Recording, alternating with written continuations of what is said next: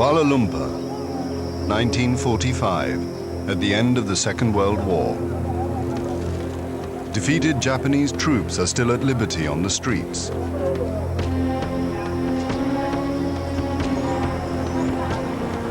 September the 13th, General Yosuri Ishiguro formally surrenders all Japanese forces in Malaya to British General Bouverie Roberts.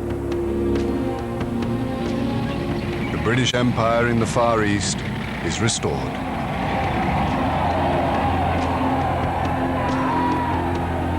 Empire troops march in celebration. Among them, men of the Malayan People's Anti-Japanese Army, who have fought as part of the empire. But within 3 years, many of these soldiers will be involved in a bitter struggle against British forces in an attempted communist takeover of Malaya. The British Empire will become embroiled in the Cold War.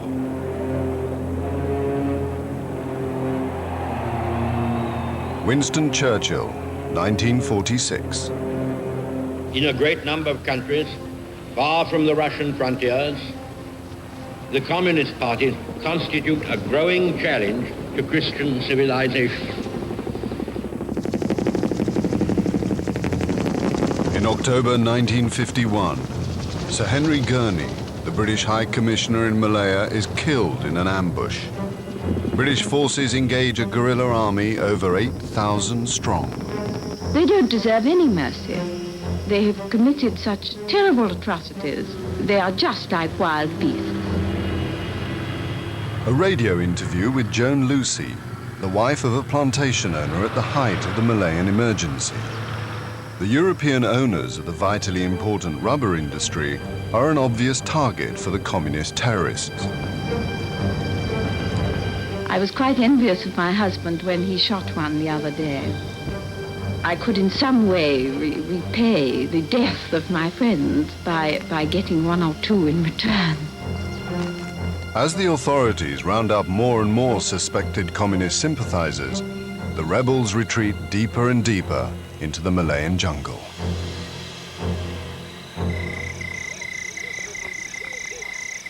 Bruce Leeming, a 19-year-old lieutenant with the Highland Light Infantry, on his first jungle mission, April 1953. Patrolling and sleeping in the jungle. Torrential rain, swamps, leeches, mosquitoes, prickly heat all over our skins. We haven't stopped sweating since we left Aden.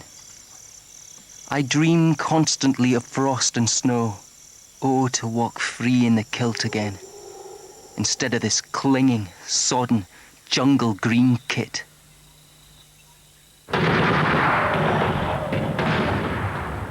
British military operations are under the command of the High Commissioner, General Sir Gerald Templar.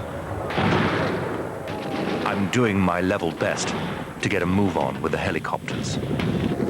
We can now get our men, including the SAS, into primary jungle without any landing zone at all. I am determined to cut off the dragon's head, which lives deep in the jungle, not just stick pins into his behind. The British pioneer the use of helicopters in jungle warfare.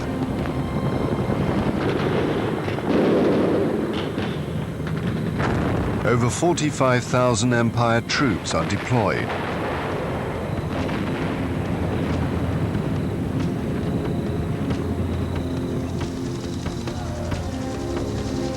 Templar's strategy is to isolate the rebels from the local population. The natives hold the key to the deep jungle.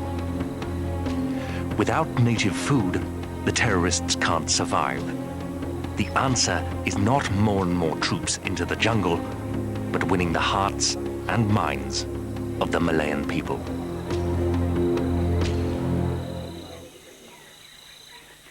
Determined not to let Malaya fall into communist hands, the British conduct a costly anti-insurgency campaign, which lasts 9 years.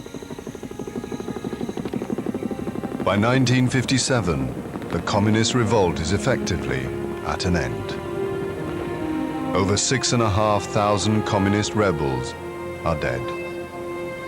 Government dead number almost 2,500, including more than 500 British troops.